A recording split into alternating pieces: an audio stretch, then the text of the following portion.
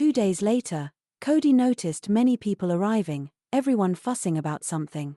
He realized something large-scale was being prepared. Vanessa heard him muttering and wondered why, as everything looked calm. Cody admitted he knew the city was full of relatives. Vanessa suggested a party might be planned, but Cody said no one had told him anything. Vincent and Lisa weren't there, and only adults were present, meaning it was business-related and they apparently hadn't dealt with Clark's mother. Cody wanted to ask his father about it, but Vanessa explained Oscar would not return until dinner. Cody was not willing to give up and said he would find out everything as soon as his father came home. 2 hours later, when Oscar returned, the boy began asking questions at the table and said he would organize a trip for them. Vanessa realized Oscar was doing this for Cody's safety but asked for how long. Oscar admitted for 2 days. Cody shouted that he knew something was happening and asked why the whole family had gathered. Oscar asked his son not to bother himself, but Cody refused to calm down. He shouted he would not allow himself to be sent away and that he could help his father. Cody stated that one day he would be ready for that day, but Oscar nervously hoped it would never come. From this sudden change, Cody fell silent, unsure what to say. Oscar repeated that he would go on the trip without question, but Cody insisted he didn't want to go anywhere. The child came to his senses, left the table, and ran out of the dining room, worrying Vanessa. She thought Oscar was making her job harder. She intended to talk to Cody, but Oscar grabbed her arm and explained she should be ready to take Cody to the shelter by morning. Oscar said this was a turning point, and she should try to distance Cody from him. Vanessa understood that only Cody himself could change his mind. Arriving at Cody's room, Vanessa knocked, but Cody sent her away, saying as long as she was on his father's side, there would be no conversation. Vanessa tried to explain that his father was on his side and both wanted the best for him, but Cody didn't respond. Vanessa decided to return later, realizing it was better to start packing her suitcases. Going to her room, she began packing when Anna suddenly entered. Vanessa asked what she needed. Anna said the trip was a mistake and added that Vanessa wasn't who she said she was, meaning she was hiding something. Anna didn't know if it was dangerous but did not believe Vanessa got the nanny job by accident. She said that if Vanessa had ulterior motives, she wouldn't leave here unharmed. Anna assured Vanessa that if either of them got hurt, Vanessa's loved ones would never be safe. She couldn't talk to Oscar about it yet because there was no evidence. Suddenly, wolves appeared on the doorstep. Anna understood that if she was wrong, losing Vanessa would be critical. She said she wouldn't allow harm to come to Vanessa or Cody. Anna knew she would have to believe Vanessa given what she had already done to protect Cody. She asked if she could count on Vanessa until it was over. Vanessa told her not to worry. Vanessa said Anna could be calm about Oscar because not everyone was as close to him as she and Nick. Anna confirmed that's why Oscar had called them. She didn't understand why Vanessa was so calm about getting involved in a mafia war. Anna hoped everyone knew what they were doing and said although it wasn't her job to protect him, she couldn't stand aside. Later, Vanessa went to Oscar and confessed she had something for him. She gave him access to the hotel's security system so he could see when enemies appeared. Oscar asked if Vanessa had talked to Cody, and she said the boy did not want to communicate yet. Oscar said Cody would calm down, but Vanessa insisted that as a father, he should talk to his son himself. Oscar said he couldn't because there were things he couldn't tell Cody. Vanessa decided she would try herself and promised to protect him. She said they would return in 2 days after Oscar announced everything had calmed down. Suddenly, Vanessa wondered what she would do if Oscar didn't tell her, hinting he might die. She asked where to take Cody next, if he had close relatives or confidants. Oscar sighed heavily and said there was no one like him. He wondered what would happen and said if he didn't contact Vanessa after 2 days, they should both be as far away as possible. Vanessa thought Cody should stay with her and tried to explain she couldn't take him. Oscar reminded her he had paid for her services for a year in advance, so it was her job. He added Cody should stay with her until the contract ended, then she could decide what to do. Vanessa was a little frightened seeing how worried Oscar was and that he didn't know what he was asking for. She tried to offer options, but Oscar asked her not to make him beg. Oscar gave Vanessa a look she couldn't refuse. Still, she insisted she disagreed and explained he couldn't leave Cody. If he decided to fight, he had to do it to the last, and she and Cody would wait until it was over. After a few seconds of silence, Oscar admitted he understood but wasn't in a hurry to let go of her hand. Then, unexpectedly, he brought Vanessa's hand to his lips and kissed it. She was surprised and embarrassed but couldn't respond. Oscar promised they would meet again. Late that evening, when everyone was asleep, the door to Cody's room opened slightly, letting in little light. Someone entered quietly to avoid waking him. A shadow of an adult appeared above the sleeping boy, holding a rag. Cody felt a hand covering his mouth so he couldn't scream. As he slept, he didn't immediately realize it was Vanessa, who motioned for him to be quiet. When Vanessa let go, Cody whispered that another fire had started. She explained it was time to leave and asked him to get ready. Cody said it was the middle of the night. Vanessa confirmed and said that's why they could get him out unnoticed so no one could follow. Cody recalled he had said he wouldn't go anywhere and wouldn't get ready. Vanessa explained his father had provoked an attack on the hotel and there would be a shootout. She assured him she wouldn't let him stay regardless of what his father said and that he didn't know anything about her. She said she took responsibility for his safety. The boy objected, saying she couldn't just take him. Vanessa said if he wasn't quiet, she would put him to sleep until they reached safety. She asked him to choose. After a moment, Cody said she was as scary as his father. Vanessa didn't argue and said it was because she was his nanny. She asked him to get ready again and left the room. Vanessa hurried the boy, explaining it was safer to take the stairs. As she walked down the hallway, she saw Oscar standing at his door's threshold, silent. Neither turned around. Vanessa continued with Cody. Later, Oscar went downstairs to the others and said he had contacted other mafia families, and they would stay away. Nick said they couldn't allow the set to interfere. Adam asked everyone to monitor the cameras. They saw a suspicious man in a raincoat and hat enter the restaurant with a suspicious case. Oscar realized they were watching live. Nick offered to intercept the man immediately, but Oscar said it was better to wait and see why he came. They saw the man hide the case behind a huge flower pot and then leave slowly. Oscar asked Nick to send a specialist to inspect the case for explosives. Soon they were informed it was definitely explosives, small but fragmentation, with a timer set for 7 hours.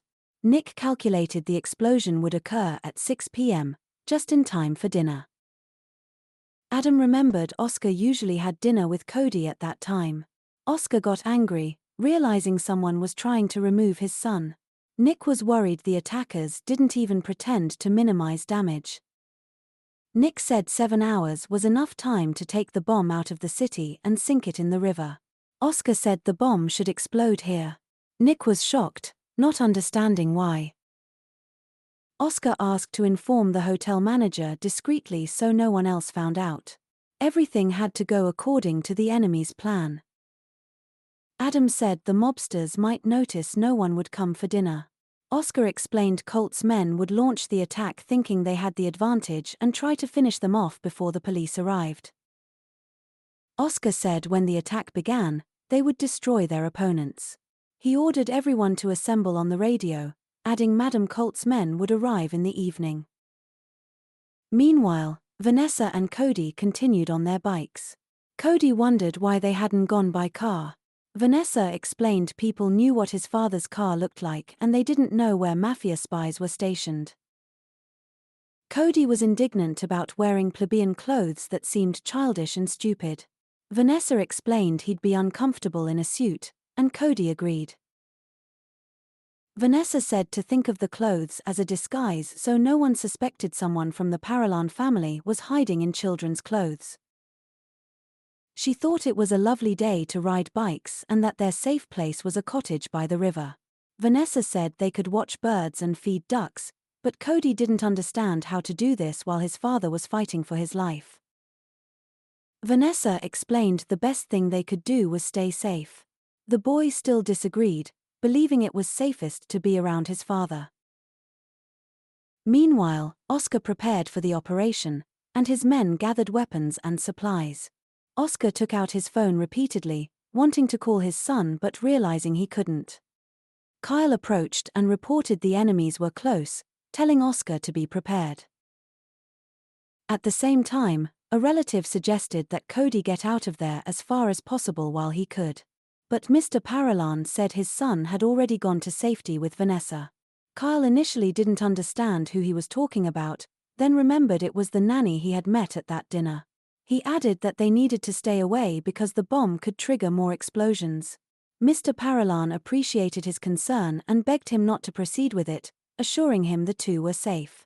He also asked Kyle to concentrate, as he needed him to cover the garage exit when the time came. The relative wasted no more time on unnecessary chatter and assured Oscar he could rely on him. The man promised to do everything possible not to let his brother down. Meanwhile, Cody continued pedaling the bike, repeatedly asking when they would reach the right place. It was 4 minutes to 6 in the evening when he saw an old woman overtaking him on the same vehicle.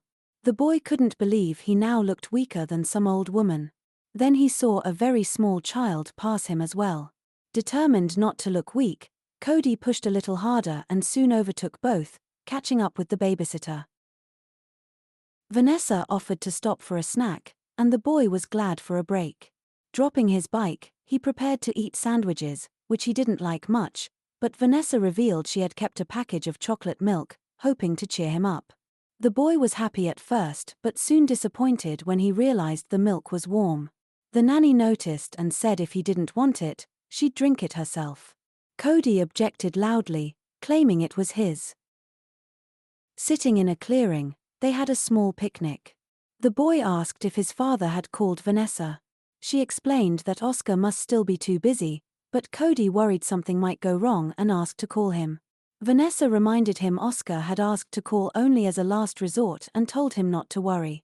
She assured him she remained calm, confident nothing terrible would happen to his father. Suddenly, an explosion rocked the restaurant, smashing everything to smithereens as the opponents had planned. Oscar and his men were still in cover, and as the smoke cleared, Nick ordered the others to move into position. The bandits scattered to designated places to accept the enemy attack but were immediately met by others who were in a hurry and began shooting. Mr. Paralan's men didn't understand how an ambush was set up so quickly, and a shootout broke out. Anna explained to Oscar that the police should arrive in 10 minutes and firefighters in 5. Mr. Paralan realized they had little time and ordered a swift end.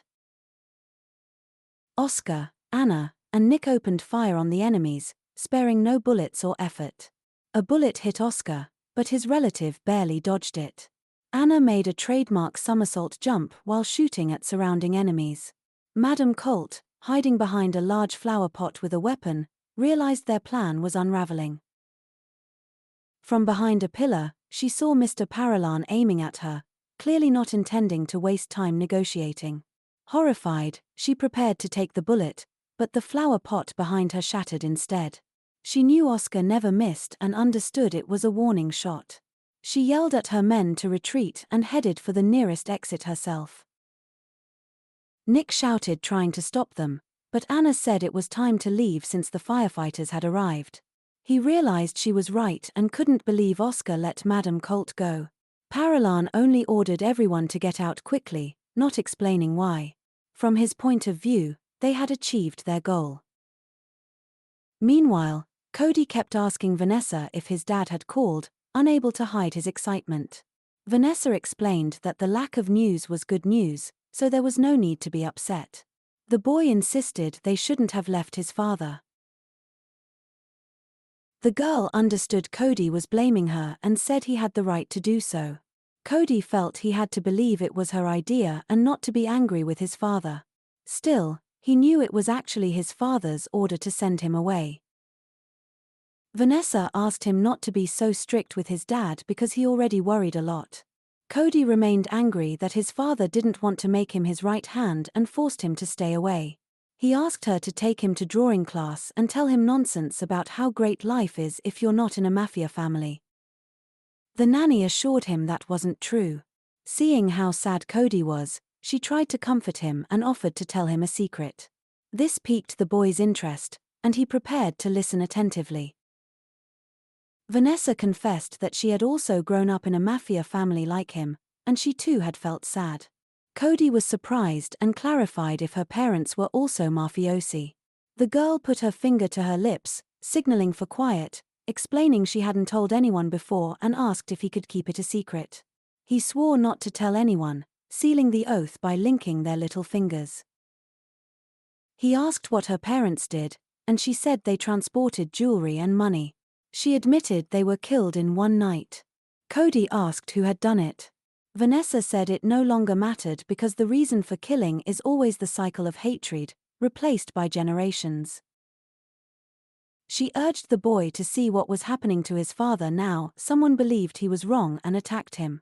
The nanny added it would end when one party was destroyed, but she didn't want that to happen to Cody. Vanessa knew what it was like to be born into such a family and wanted Cody to consider other options. She wanted him to be safe and happy, even though his family was not conducive to that. Cody remembered his mother, and Vanessa said she wanted the same thing and that her son would not give up on his dream. The nanny also said she didn't think Oscar distrusted or doubted his son, which was why he sent them on the trip. Vanessa assured Cody that his dad was trying to protect him from things that could hurt him. The boy realized his father was just afraid and the nanny confirmed it. Suddenly, Cody burst into tears, worried his father might be hurt. He repeated that he should be next to his father to feel better and calmer. The girl hugged him, promising she would make his dad better and believed everything would be fine. She added that Cody was the best thing that had happened to his father, and for that, neither of them needed to work for the family. Later, when Oscar and his men reached a safe place, he asked if everything was in place. Nick immediately said someone was missing and asked the boss to guess who. Then he clarified he meant Kyle, who was supposed to watch the garage exit but was gone. Oscar began to suspect it was Colt's fault, who had run away. Anna suddenly remembered Kyle had been at an art gallery exhibition. Oscar guessed Kyle could be working with a French woman. Nick didn't understand why Kyle would betray the family, as he wasn't a coward like Roger. Anna explained Kyle was third in seniority, and her partner assumed Kyle was trying to pressure the Dawn, targeting Oscar and Cody. Mr. Paralan recalled the relative had seen the tracking device and terrible guesses crept in. He frantically tried to call Vanessa, but she never answered. The phone seemed to beep endlessly. Oscar ordered Adam to call her, but Anna worried about his injured leg. He was unbothered, and the girl cursed herself for missing this. Nick realized everything was now in Vanessa's hands and had no doubt the nanny would protect Cody. Meanwhile, Vanessa was reading a fairy tale about a prince and princess to Cody when someone knocked at the door. Cody asked who it could be, but Vanessa was surprised and cautiously checked. She saw Kyle standing outside, smiling and saying Oscar had sent him to pick up his son. The boy assumed it was all over and asked how his father was. Kyle assured him he was fine and invited Cody to go with him. Vanessa checked her phone but saw no message from Oscar. Kyle said to consider his presence as a message. Vanessa noticed there was no signal, as they were in the village, with prior communication interruptions. Cody insisted it was time to go because his dad was waiting. Vanessa objected, surprising him. She explained that when they discussed the terms of return, there was no clause about leaving early. She pointed out to Kyle that if Oscar couldn't reach her, he would have to come in person. Kyle agreed and went to his car.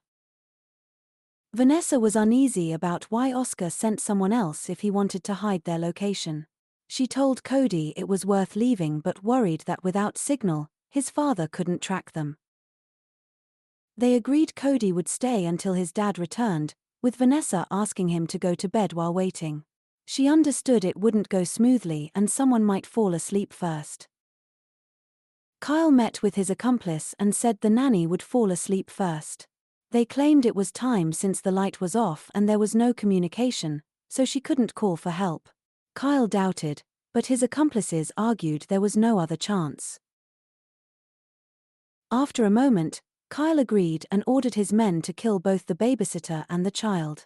By then, Cody was fast asleep next to the little duck and did not hear anything, only sniffled softly.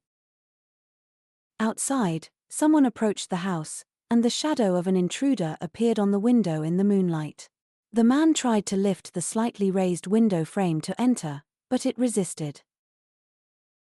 He raised his hand, gun aimed at the sleeping boy, unaware that Vanessa was preparing to attack from the other side. She knocked the pistol out of his hand with her foot, then sharply lowered the window frame, pinning his limb.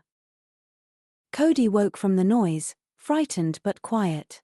He saw a hand hanging out of the window and Vanessa raising her pistol, ready to attack. She shot through the window, and the intruder fell with a bullet in the forehead. Vanessa watched for a few seconds, then looked to see if anyone else was nearby. Cody shouted that someone else was approaching from the other side. Vanessa turned, shooting as the man fired toward Cody. She jumped to shield him while shooting back. The second attacker fell, but Vanessa realized she had been hit and felt her strength fading. Cody saw his nanny was injured and was terrified. He ran to help, but she told him to hide behind her, knowing they might not be alone. They stayed still, listening as someone else approached. Vanessa prepared to shoot again.